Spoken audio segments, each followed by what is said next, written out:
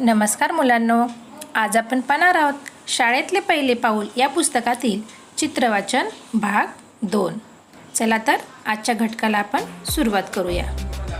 मुलांनो, तुम्ही या चित्रांचे व्यवस्थितपणे निरीक्षण करा। हे चित्र कुठले आहे, कशाचे आहे आणि या चित्रात कोण काय करत आहेत ते तुम्ही मला पाहून सांगा। आधी या चित्राचे तुम्ही व्यवस्थितपणे निरीक्षण करा, मगच सांगा। चित्र पाहून झाल्यावर कोण बरं मला उत्तर देईल?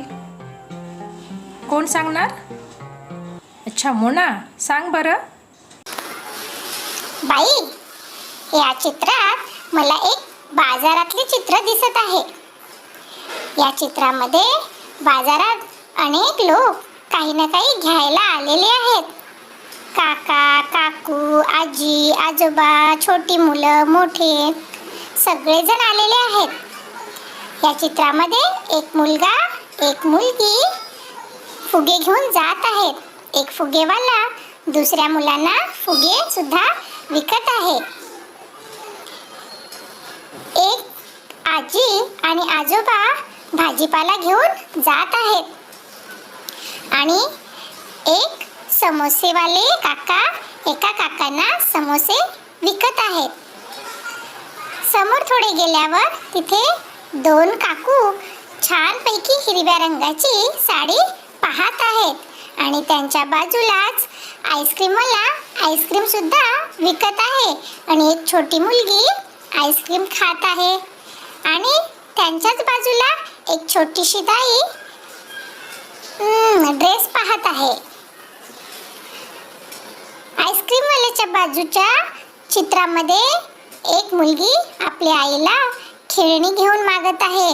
तिथेच त्यांचे छोटे छोटे ड्रेस पण आहेत, ते सुद्धा ती घेऊन मागत आहे।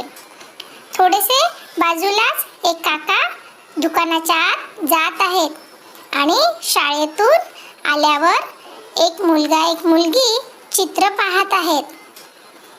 बाजूच्या दुकानात एक भाजीवाले काका भाजीपाला विकत आहेत आणि आजी भाजी निवडून निवडून घेत आहेत।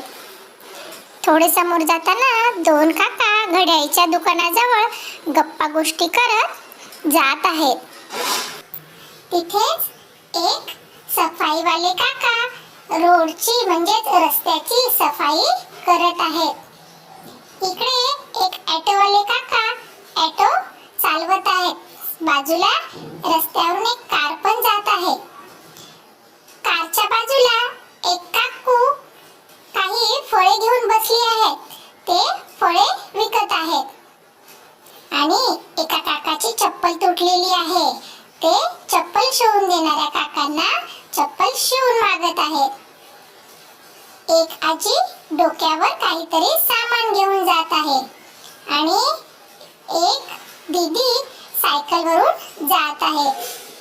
अशा रीतीने हे सगळे बाजाराचे चित्र आम्हाला दिसत आहे। मोना, तू तर खूप छान वर्णन केलेली आहेस। खूप सुंदर चित्राचे तू निरीक्षण करून वर्णन केलीस, तुझे अभिनंदन।